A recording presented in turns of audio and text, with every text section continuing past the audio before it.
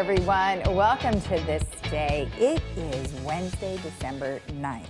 We have one meeting to tell you about. It'll be at 9:30 this morning, and it's the GRF Maintenance and Construction Committee meeting, and that will be virtual, and you can follow along at lagunawoodsvillage.com/meetings.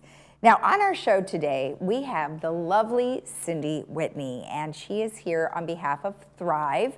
And she will be taking up our whole show today because she has lots of great stuff to share with you. Now, let's go ahead and go to our COVID-19 reminders, and we can go to covid19.ca.gov. You can go to ochealthinfo.com, or you can call our hotline at 714-834-2000. You could always go to our website, which is lagunawoodsvillagealerts.com, and you can email us at info@lagunawoodsvillage.com, and we will answer you back as soon as we can. All right, our weather today is looking great. We do have some clouds, but they're actually beautiful clouds. I don't know if you saw the sun rise this morning, but the clouds are very pink and pretty. We are looking at 69.50 today, partly cloudy. Thursday, 66.52, 63.47 going into the weekend, 68.46 on Saturday, and then Sunday, 70.48. So looking at very nice temperatures. Our sunrise this morning was 6:44, and our sunset will be 4:43. Now, I chose this picture because there are lots of lights that are being put up around our area and all over Orange County, so I wanted to share those with you. But if you have a photo that you would like to send to us that is a holiday photo, please send it to lagunawoodsvillagetv@gmail.com. Now, our next slide is going to tell you where there are lights in the OC. Here around Laguna Hills, you can go to Mawson Drive, you can go to 25276 Orleano Way, and in Laguna Niguel, you can go to Nellie Gale Road, Elder Court, Hillhurst, and 5 Tunis.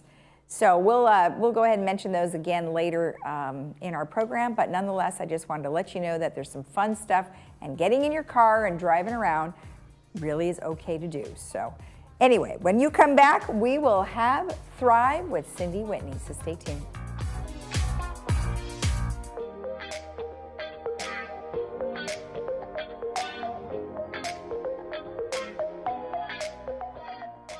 Welcome to the Meridian at Laguna Hills, a newly multi-million-dollar renovated community. Located in beautiful southern Orange County, the Meridian at Laguna Hills blends quality senior care onto the bright canvas of Laguna Hills Live. With a luxurious 5-star resort-style community and a dedication to resident care, you can experience an exquisite senior lifestyle unlike any other. Discover a community filled with care and the freedom to pursue what matters most. It's a new day and it's yours. Make the most of it at the Meridian at Laguna Hills. You struggle to hear during FaceTime or Zoom calls, or when others are wearing a mask? We have an answer. Hi, I'm Ann Mundell-Noel, audiologist and owner of Amazing Hearing. The Widex Moment is the fastest processing hearing aid available. Faster processing means the best clarity possible for you. Join us at our Widex Moment hearing event going on now and experience what our patients are saying. The Moment hearing aid has changed my life. Call us today to schedule your appointment.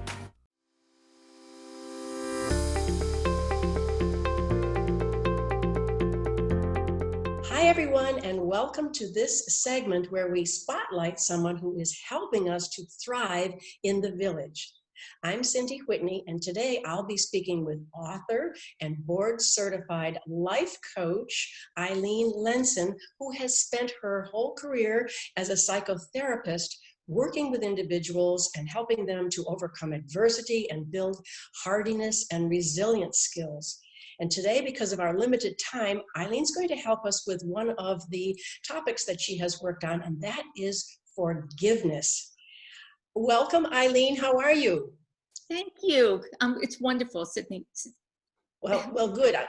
You know what I'm going to do? I'm going to jump right in, and because I'm so curious about forgiveness. You've given it some status. You've given it some prominence in your work because you say that it is something that creates a pathway to positive emotions. What do you mean by that?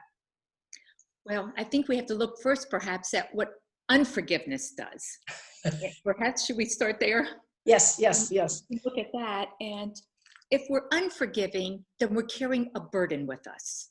It's a really negative thing, and it can create destructive feelings within ourselves. It can, because we're creating feelings of blame, rumination, and feelings of victimization. And nobody wants to be a victim, because if you're a victim, there's nothing we can do to make a change in ourselves. So it's important to be able to look at being able to find forgiveness. And as you put it, create those new pathways. Yes. And you mentioned rumination. I'm kind of familiar with that, because I think in the past I have ruminated about something, or rehashed something, gone over and over, fooling myself thinking I'm just analyzing it. But really I'm not. I'm kind of cementing it in as a way to feel about something, or something that happened. Would that be fair to say? I think that is so, I think you nailed it. And what happens is, in part, there's probably two things going on. One, we probably have to blame our genes and our history, because it's basically that evolutionary negativity bias that we have. If we think about the cavemen and our ancestors back then, to be able to survive, they needed to focus on the negatives so that they could be hyper aware of where the dangers were. But today, what happens is we still tend to be a little sticky for those negatives. And why do we be that way? Because, we don't have the same history, the same issues that the caveman had. But what that does is it protects us against being hurt more. What we do is, and this is part of that rumination, we look for evidence. Look for evidence in which that will justify the feelings we have. And what that's doing is it's protecting us. So instead of being able to think about the positives, we're more like, I think I heard someone say, we're human Velcro for the negative and Teflon for the positive. And that's what leads us into the rumination. Well, that's interesting. I'm more inclined now to blame the cavemen. I was really more inclined to blame my family because I think we all are having these behaviors modeled for us, whether we are forgiving or non-forgiving in situations, whether we manage anger or we don't manage anger in situations. I joked with you at one point. I said, I think it was on our family crest, never forgive, because it was a dynamic that that my family embraced when I was growing up. So it's kind of interesting. You have to break away from those behaviors, though. That's the important work that we do. You're right. Sometimes it is modeled by our family, and they have taught us, or people around us, significant others. Basically, what they've taught us is when we get angry, kind of keep your finger on that anger button, but it gets jammed. And then what happens is it's jammed in the on button, in the on position, and our anger just escalates and escalates. And so then you're getting into that, you bypass anger, get into that rumination, where it's all backward thinking. So we're focused on all the things that happen negatively, and if we're focusing on the past, the back, we're not able to plan for the future. We're missing what's happening today, the positive experiences. That makes such good sense. We in Thrive started out for the year of 2020 as the year of kindness. And forgiveness is related to kindness, isn't it? How can we add to our feelings of kindness? And a lot of people have done many, many things for many people during this year, this extraordinary year. How does forgiveness relate to that? Okay, kindness is very healing, particularly it's a personal thing that we think of being kind to others, but it's about being kind to ourselves as well. If we think about the anger that we hold towards an offender, or that rumination, which is anger on steroids, basically runaway anger, then we need to think about what we can do to stop that. And if we realize that we have control, we have total control over it. It's all in our heads. If we can control what we're thinking about, then we'll realize we have choices in terms of how we feel and how we act. And so it's kind of lends itself to think about like neuroplasticity, which is this thing like they realized about 50 years ago that our brains are sort of flexible, they're sort of plastic. They're not totally formed, so we don't have to be all like our the genes that we got from our mother and father, but we can influence these things called like neural pathways. Those negative thoughts become very entrenched in our brain. It's like the highway, and you're used to going over it. More you go over it, the more familiar it is. You don't even think about it when you're driving up the highway. Sometimes you're so comfortable. Well, if those are negative thoughts that we're developing a comfort level with, that's a concern. So we have to halt that never-ending suffering that we're experiencing at the hands of someone else or an event, and regain control for ourselves. And we do so by that self-kindness that you're talking about, establishing positive thoughts. And it's going to be hard sometimes, because understandably, we're going to bounce back to the, yeah, but they said, and all those negatives. But with work and conscious effort, we can strengthen the positive neural pathways in our head. And the good thing is those negative ones will start to atrophy and not affect us. And we'll really be able to find new possibilities in life. Well, I'm going to go right for a contemporaneous reference, relevance right now, because we've, the last few years, I know a lot of people who have lost friends, family members. There's a polarized feeling in our society right now, not just our community, but everywhere. And people need to come back together. Give us some advice about how forgiveness can help us as the larger community in the future months and years to come, where we feel differently and can care about each other again the way we used to. That's a big order. I know. And it's not easy. And yes, many of us, a lot of us are feeling that type of pain. I think that some of it comes with compassion. And the more that we can try to understand where someone else is coming from and not personalize it, then that can help us to move forward and to find, I think it's important to find that commonality with someone else. I think it's about not trying to convince someone else of our position, but rather just respecting the right that they have a choice that's different, but we want to take the good from that person and hold on to those relationships. We've got to be careful that we don't socially isolate ourselves. And some of that can be happening both with the COVID and with the political situation. Yes. And yes, and we lose people, we tend to pull more within ourselves. But we're human beings. We came into this world because of human beings. We need people in our lives, and we will not only be affected emotionally if we distance ourselves too much from the other people, but it can affect us physically as well. Yes, I think to sort of break away from those confirming processes that we have, where we only hear or listen to things that confirm, confirmation theory, what we already believe, and reach out a little bit more with learning processes and learn about new ways to think about something, or how is this other person or this other group, how are they feeling about that, and how do we all come to our own beliefs and share those things.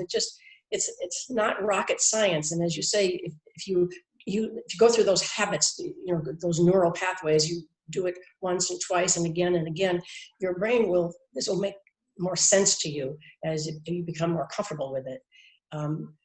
Does that sound possible?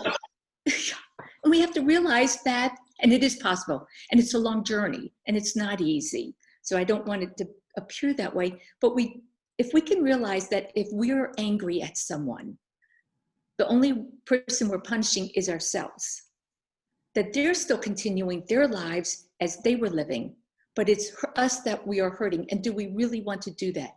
And when we realize that we have control over that pain to some extent, then it can free us up to move forward and to be in a positive way, and to let go. Forgiving is not about forgetting. No, no. And it doesn't necessarily mean that the other person was right either. I mean, you don't have to say that there was a right or a wrong here. You know, you can. They may never acknowledge it. Right. We're doing it for ourselves. I mean, think about people who go to jail and they never admit it, or about the crime they committed.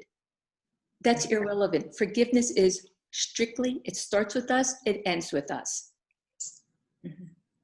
I think that's one of the most important takeaways, is that you don't have to give that over to that other person that they were right in any way, or that you will ever forget what happened. It's that, you know, it's done, and I'm moving on. And that's excellent. And but to do so requires you or a person to allow themselves to be a little vulnerable. We hold on to anger because it gives us that sense of power. We're in control, because then we know that we're in control of what we can expect can happen to us. Right. We don't feel as vulnerable. And so it's hard to break that shield, that protective shield that we put up there. The trouble is it's isolating. It is, and it's unhealthy. I mean, to constantly be angry at someone, and you know, that it's like that old thing that they say, you know, you take the poison and hope the other person dies. You know, I mean, that doesn't even make any kind of sense. You're the one that's harboring all of this anger and resentment, and the other person doesn't even know about it. So, you know, what is the point of it? So, and it is unhealthy.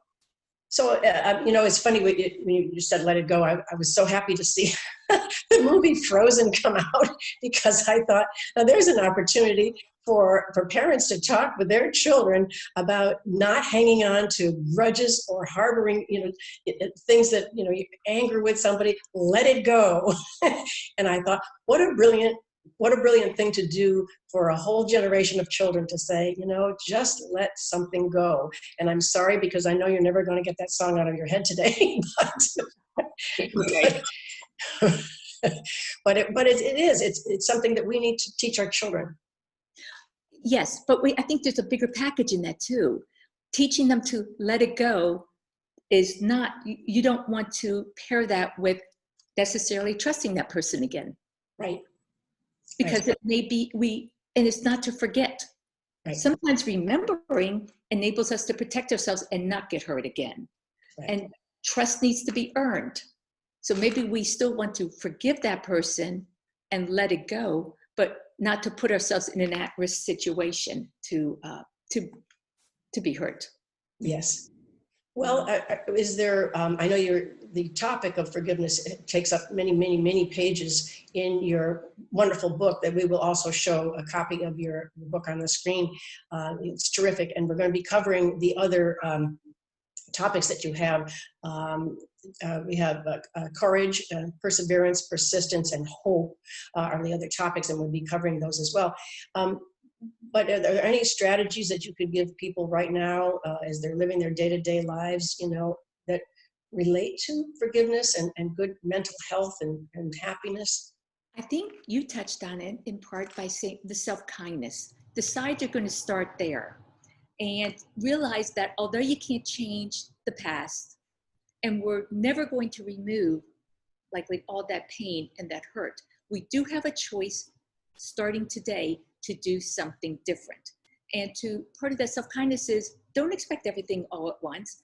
Look at it in baby steps. Maybe write down a list so that you can reflect on it, about some of the positive things that we did for ourselves. Perhaps there's different things that one can do, such as change the end of your sentences. Like if we're thinking about all the negatives and, you know, all that ruminating and that's that downward spiral that it takes us on, you can have that thought, but then you have to balance it with, but I'm appreciative that I have whatever. And also being able to look at things in a broader perspective helps. I think you were touching on that somewhat in terms of maybe establishing some pity for the person. Like that perhaps they are going through life bringing about this type of pain when things could be so different for them. And they didn't have to lose you in that process or that relationship. So pity for that individual, understanding, if you understand a little bit more about their broader upbringing or who they are, realize that how could we expect, knowing what we know about that person, how could we have expected anything different of that person? I think that that's great. That those are little things that we can be doing all the time to just keep us aware of the, the fact that we could be misunderstanding or misinterpreting somebody. We can contribute to that positivity too by reframing the way we speak to people, some of the terms that we use or the tone that we take, things like that. Are we projecting something where someone might misunderstand us? So, it's a two-way street. Well, that's really interesting, because then you're starting to touch on self-forgiveness. Usually we think of ourselves as being the victim, but a lot of us have done something for which we have some regret, shame. It tears at us, it burns at us, and yet we also need to examine that and find out how to move forward, which might mean going and really making amends to the individual we offended. Figuring out what we did wrong and being able to identify why we did that and to move forward. And so self-forgiveness is really important, because if we don't forgive ourselves for something we did wrong, there's a little bit of a risk of recidivism in it then. I just think this is so helpful. And I want to thank you once again, Eileen, for being with us and giving us your wisdom. It's really remarkable. And there's so much that we can learn from you. So we, of course, invite you to join us again very soon. We'll have another one of these segments. And I thank you for your time today.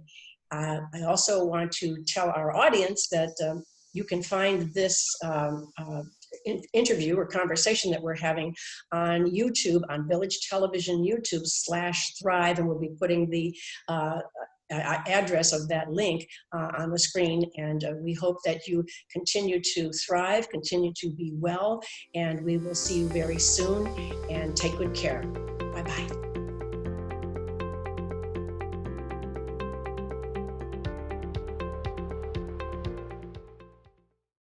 It was just a get-together with friends. No big deal. Everybody felt fine. Now, I'm super sick. Everyone is sick. I just wish we had been more careful. It would have been easier than this. So wear a mask. Do what you can outside. Stay 6 feet apart. Because some things you just can't take back. Do your part to lower the risk.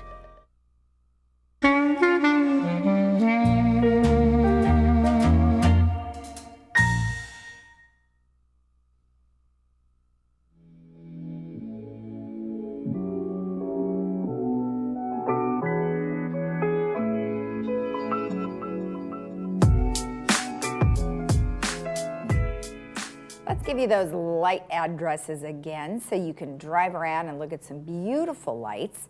We have locally here in Laguna Hills, we have Mawson Drive, 25276 Orleano Way.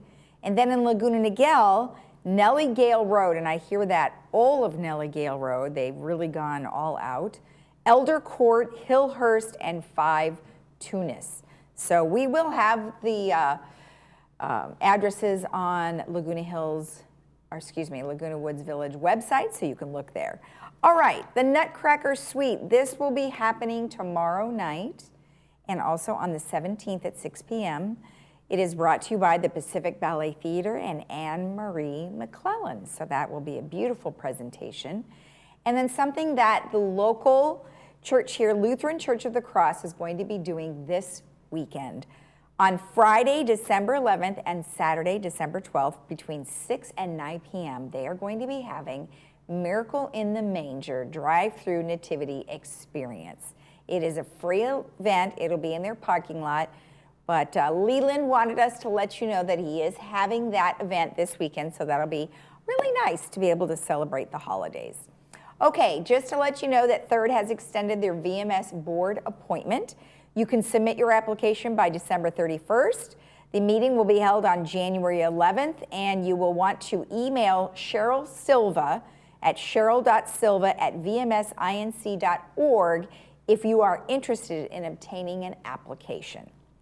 And just to let you know that there will be construction happening on El Toro Road between the dates of December 10th, that's tomorrow, through December 24th, and they're going to have intermittent lane closures that'll occur on both sides of El Toro Road.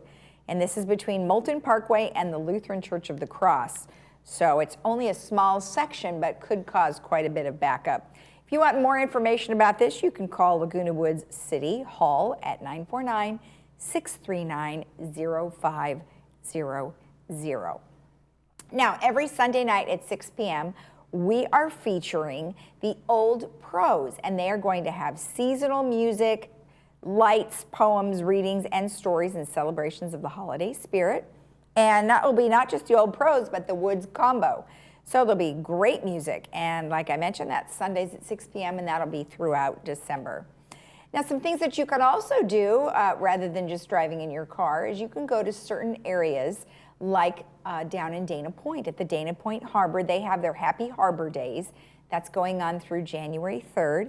And they have lots and lots of lights, and it really is a lot of fun. So you can go down there.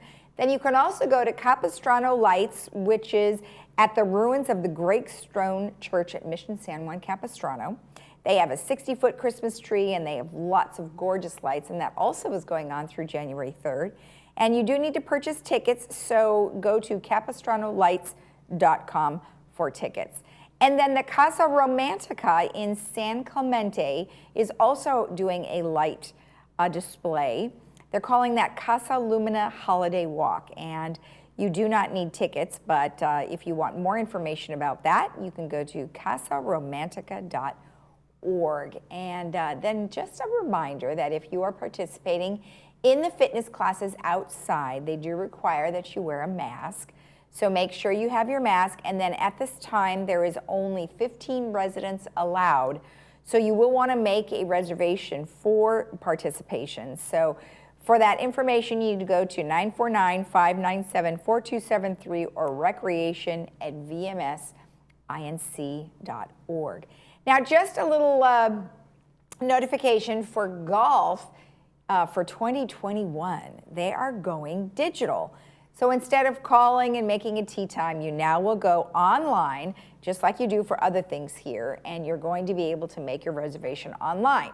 Now, all resident golfers must register, and they need to create a user profile. Now, golf management will email instructions to those who already have email addresses on file, but you will need to register if you don't have your name on file. Now, to do that, you will want to call the golf shop at 949-597-4336. So lots of information.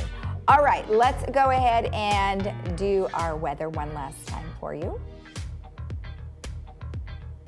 We have lovely weather, looking very nice for the week. We are looking at some clouds though throughout the week, but they are quite lovely clouds. Shouldn't really affect our temperatures too much. We're hanging in the 60s for the most part, and overnights, you know, looking pretty nice. So have a great day in the village. We'll see you again tomorrow at 9. Bye-bye.